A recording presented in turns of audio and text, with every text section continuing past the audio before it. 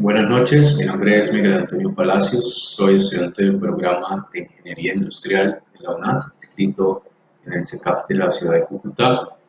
Para esta última fase voy a presentar el desarrollo de las fases 2, 3 y 4 que corresponden al diseño de una estructura para una cubierta, es decir, para una cercha, y en mi caso me correspondió la cercha tipo Howler.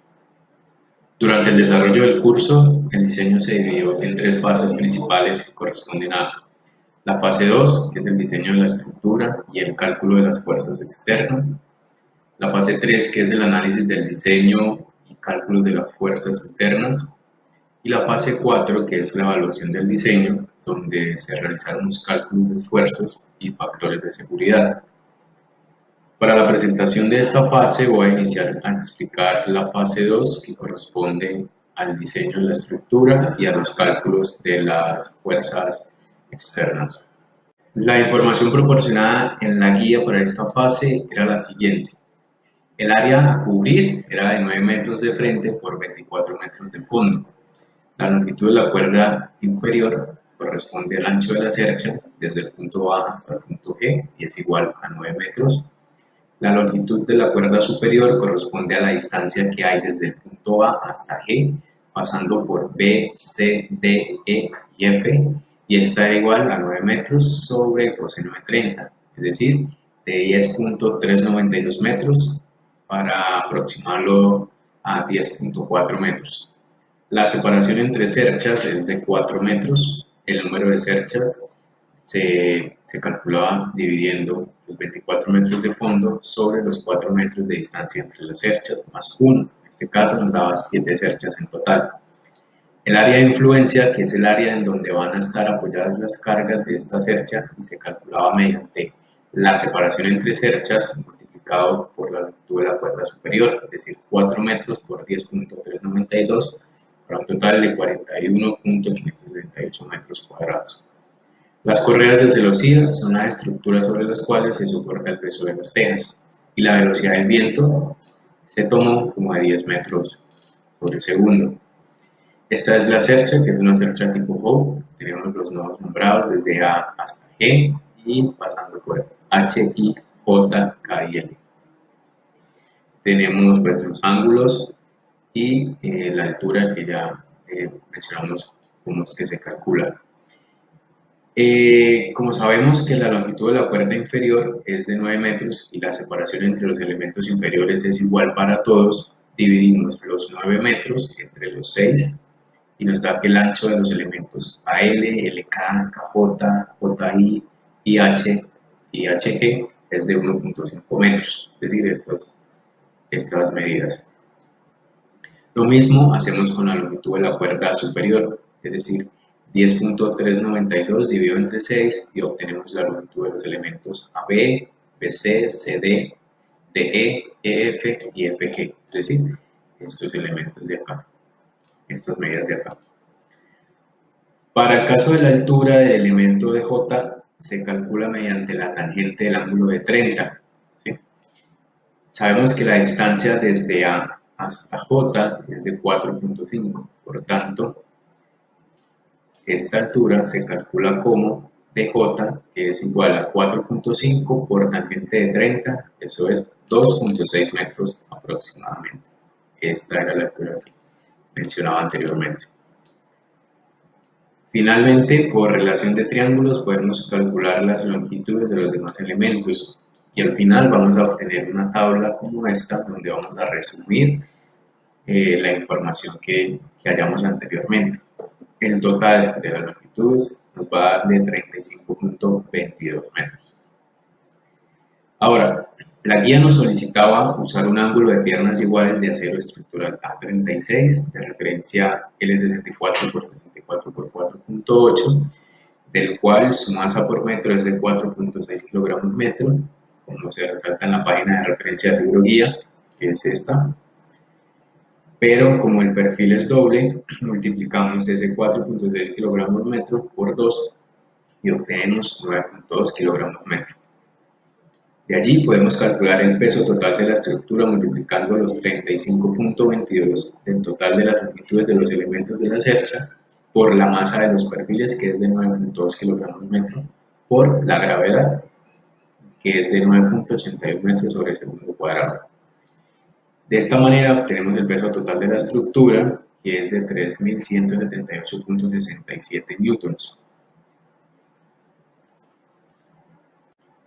Por otro lado, para el cálculo de las tejas, tenemos que, para cubrir un lado, ya sea AD o DG, dividimos la longitud de la cuerda superior entre 2 y nos da 5.2 metros, es decir, esta longitud, ya sea para cubrir AD o desde D hasta G. Tomando como referencia la ficha técnica de Ternit, vamos a hacer los cálculos correspondientes. En este caso, seleccionamos la teja número 5 del perfil 7 para cubrir los 5.2 metros de longitud de la cuerda superior y vamos a añadir 0.32 metros de voladizo para un total de 5.52. En este caso, se necesitan 4 tejas de referencia número 5. Ese cálculo se hizo entonces con 5.52 metros, que es la unidad de la longitud de la cuerda superior, dividido sobre 1.38, que es la longitud de la teja. Eso nos da 4 tejas. Ahora, para cubrir los 4 metros de ancho del área de influencia de la cercha se requieren 4.6 tejas. Este cálculo se obtiene de dividir los 4 metros de ancho que tiene el área de influencia entre el ancho de la teja, de acuerdo con la ficha técnica, que es de 0.87. Pues no se puede ver acá. Entonces, dividimos los 4 metros sobre los 0.87 y nos da 4.6 tejas. Ahora bien, el total de tejas para el área de influencia sería 2, que son los dos lados, por las 4 tejas para cubrir el largo, por los 4.6 tejas para cubrir el ancho. Eso nos va a dar un total de 36.8 tejas, con un peso cada una de 15.92 kilogramos. Las correas de celosía, es el número de correas de celosía para cada pendiente, será el número de tejas a lo largo más 1, es decir, tenemos 4 tejas más unas 5 para un total de 10 correas para los dos lados o pendientes, lo que nos da un total de 10 correas por 4 metros de longitud del área de influencia, serían 40 metros de correa de celosía por cercha. Las correas de celosía son de acero con una densidad de 5 kilogramos metro. Ahora, con esta información procedemos a calcular las cargas vivas y las cargas muertas. Las cargas vivas se calculan teniendo en cuenta la masa de una persona por metro cuadrado por el área de influencia multiplicado por la gravedad. Eso nos da 28.544.74 newtons. Y las cargas muertas, en este caso tenemos el peso de la cercha, que sería igual a la sumatoria de las longitudes de los elementos de las barras por la densidad del perfil seleccionado por la gravedad. Nos da un total de 3.178.67 newtons. Para el peso de las correas, pues va a ser igual a la sumatoria de la longitud de las correas por la densidad de la celosía por la gravedad. Y eso nos da 1.962 newtons. El peso de las tejas, pues sería igual al número de tejas en el área de influencia por el peso de la teja por la gravedad, nos da 5.747.24 newtons. Tenemos también las cargas de viento que van a ser iguales a la presión dinámica por el área de influencia. Tenemos los datos para calcularlo y al final tenemos que nos da un total de 2.494.08 newtons. Ahora, el total de las cargas muertas sería de 13.381.99 newtons, es decir, si sumamos el peso de la estructura, las correas de celosía, la de las tejas y el de las cargas de viento, nos va a dar el total de 13.381.99 newtons. La carga total va a ser igual a las cargas vivas más las cargas muertas. Entonces tenemos que las cargas vivas son de 28.544.74 newtons más 13.381.99 newtons de cargas muertas para un total de 41.926.73 newtons, lo que es lo mismo aproximadamente 42 kilonewtons. La distribución de las cargas en los nodos de la estructura va a ser igual entonces a los 42 kilonewtons sobre los 7 nodos menos 1, es decir, 42 entre 6, para un total de 7 kilonewtons en cada uno de los nodos, excepto en los nodos A y G, donde vamos a repartir cada nodo la mitad, es decir, 3.5 y en el otro 3.5 kilonewtons. El resto va a ser de 7 kilonewtons como lo muestra la imagen.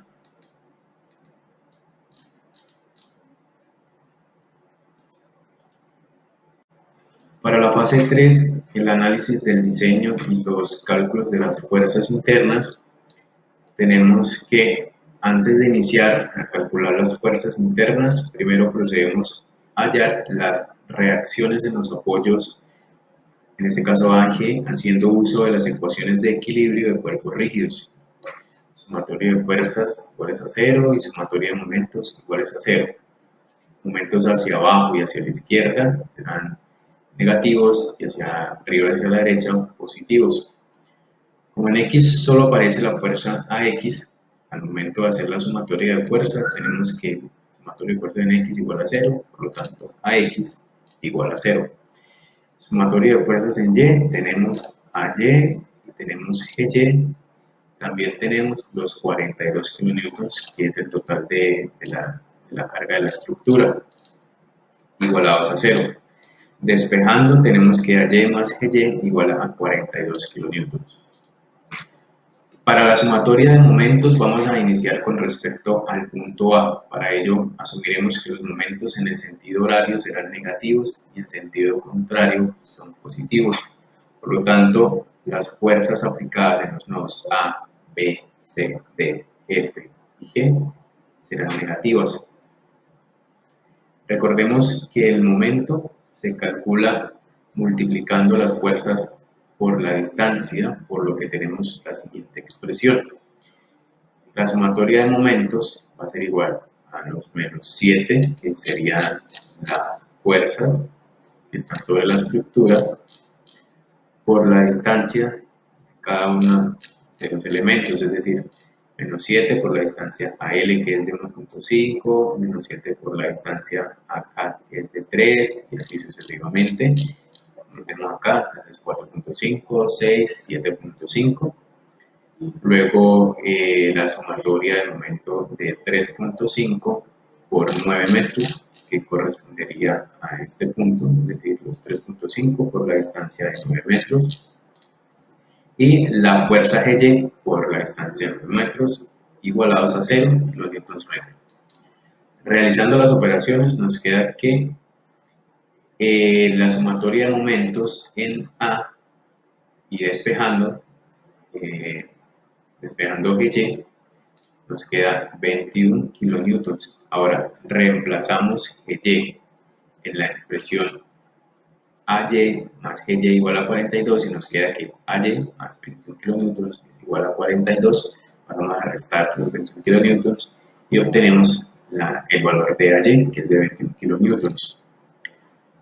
Podemos comprobar que las fuerzas AY y GY tienen la misma magnitud. Entonces, teniendo las reacciones de AY y GY, procedemos a calcular las fuerzas internas por el método de los nodos, el cual consiste en aplicar equilibrio de partículas en cada nodo.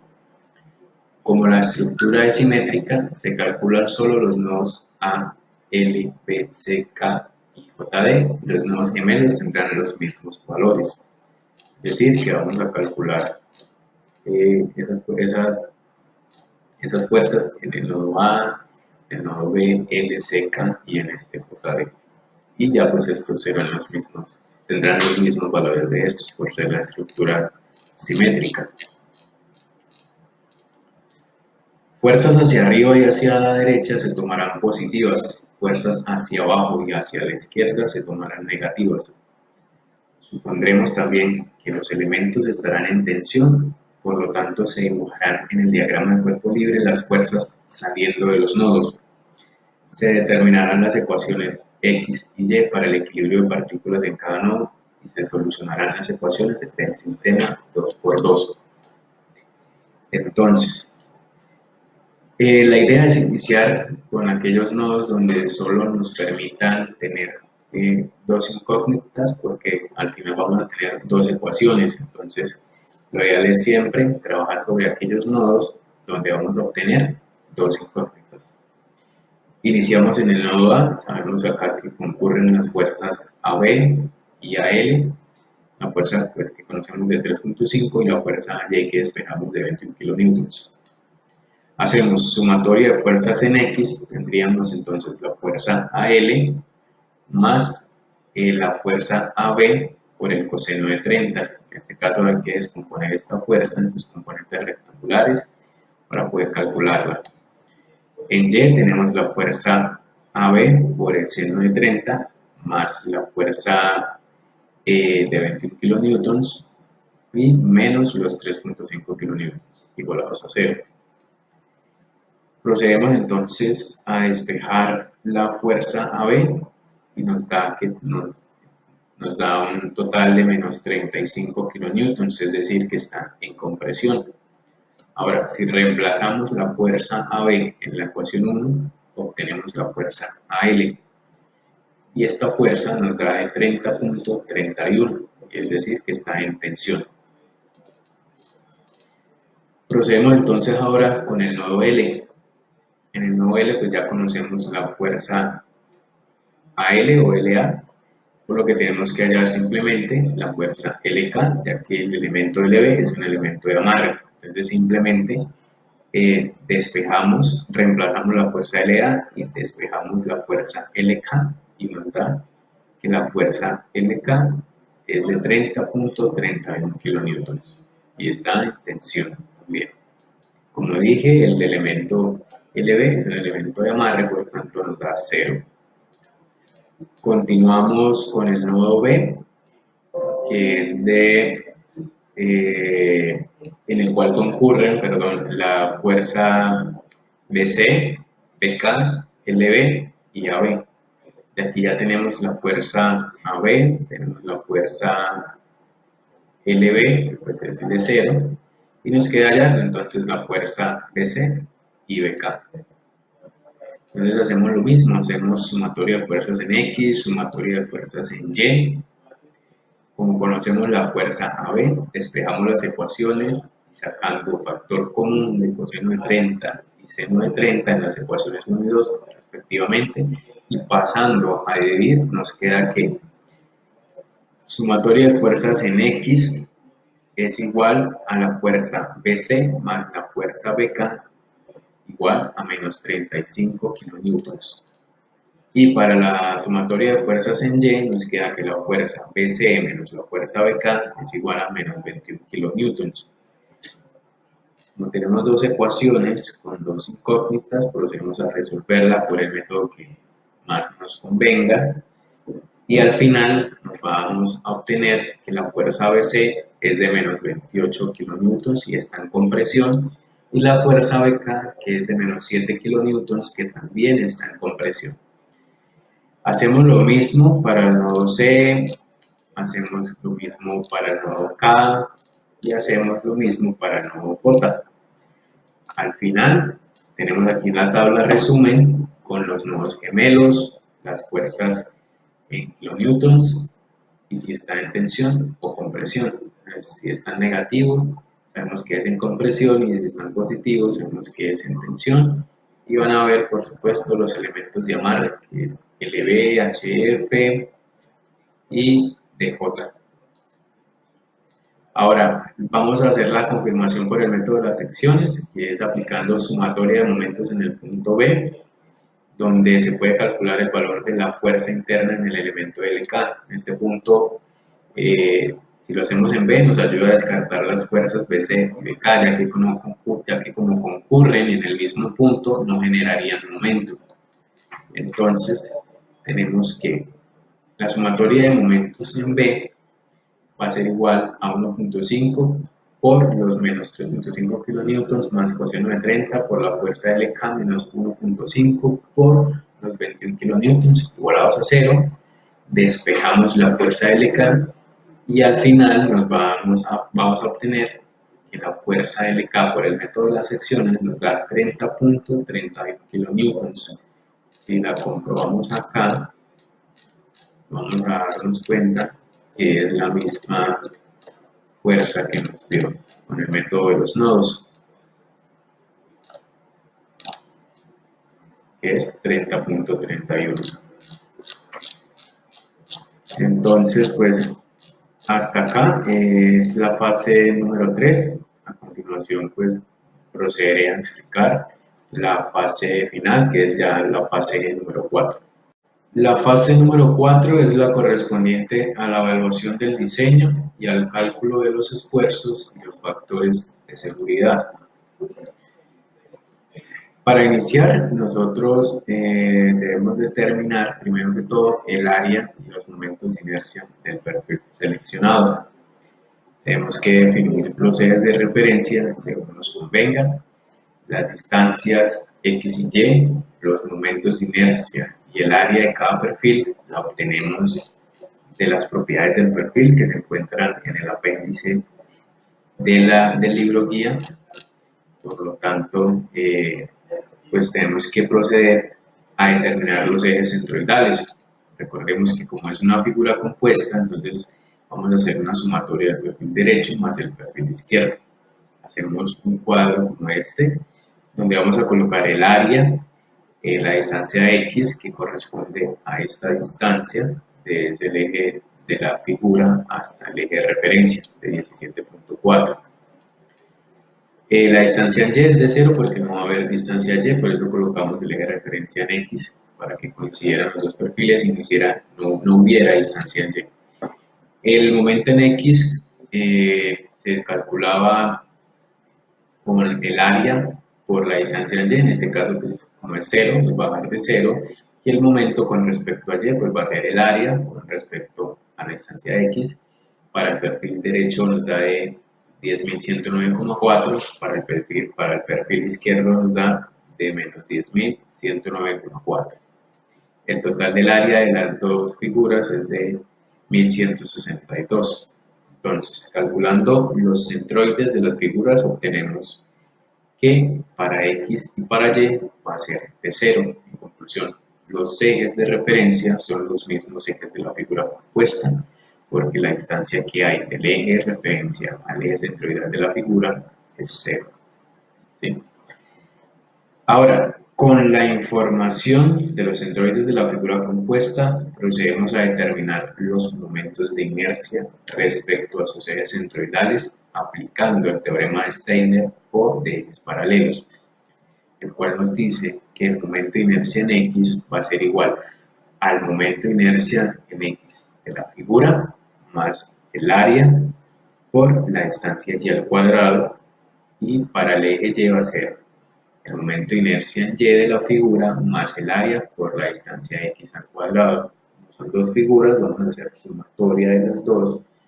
Ya tenemos la información, pues solamente resolvemos estas operaciones y nos va a dar que el momento en X va a ser de 446.000 milímetros a la 4.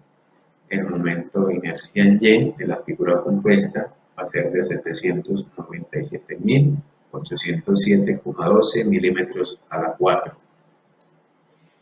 Esos momentos de inercia los haremos más adelante para los cálculos de la carga crítica para los elementos en compresión. La guía nos pide hallar los esfuerzos, los factores de seguridad en los elementos de tensión como carga estática y los elementos y el factor de seguridad de los elementos en compresión como columnas de Euler. Allí es donde vamos a usar los momentos de inercia que acabamos de calcular. Entonces, por ahora procedemos a hallar los esfuerzos de todos los elementos que componen la estructura. Teniendo en cuenta la fórmula del esfuerzo normal, que es igual a la fuerza sobre el área, lo que tenemos que hacer es la operación y dividirlo entre 1000 para pasarlos a megapascales de una vez. Entonces, pues, como podemos ver acá en el Excel, el esfuerzo normal va a ser igual a la fuerza de cada elemento sobre el área del perfil seleccionado, que en este caso es el de 2, y en metros cuadrados sería de 0,001162 metros cuadrados. Aquí una vez pues obtenemos los esfuerzos normales para todos los elementos. Y ahora procedemos entonces allá. Primero, los factores de seguridad para aquellos elementos que están en tensión, lo vamos a hacer como carga estática, y después para los elementos en presión, que lo vamos a hacer como columnas de Euler. Para los cálculos de los elementos en tracción, como carga estática, nos dice la fórmula que el factor de seguridad va a ser igual a la resistencia a la adherencia sobre el esfuerzo admisible que acabamos de calcular. Entonces, ¿de dónde sale la resistencia a la adherencia? De las propiedades típicas de los materiales, que en este caso es de acero estructural A36, que aquí la tenemos, que es de 250. Entonces, el factor de seguridad lo calculamos con la resistencia a la adherencia sobre el esfuerzo admisible. Como podemos ver acá, el factor de seguridad es mayor a 3. La guía nos decía que si el factor de seguridad era menor de 3, debíamos seleccionar un perfil diferente para que se cumpliera con este criterio. En este caso, todos los factores de seguridad de todos los elementos son mayores a 3. Tenemos de 9,5 los elementos A, L, G, H, de 9,5 también los elementos L, K y HI, de 15,9 para los elementos K, J y J, y de 23,9 para los elementos KD y DI. Como los elementos de J es de amarre, ahí no se calcula el factor de seguridad, al igual que los elementos LB y HF. Ahora, para los cálculos de los elementos en compresión como columnas de Euler, antes debemos de calcular la carga crítica. Y para calcular la carga crítica necesitábamos el momento de inercia. De esos dos momentos de inercia debemos escoger el mínimo, que en este caso es el momento de inercia en X. Entonces, la fórmula de la carga crítica nos dice que es pi al cuadrado por E por I. E va a ser el módulo de elasticidad e I el momento mínimo de inercia. En este caso, que es el de X, dividido sobre la longitud al cuadrado del elemento, que es esta longitud, perdón, es esta longitud.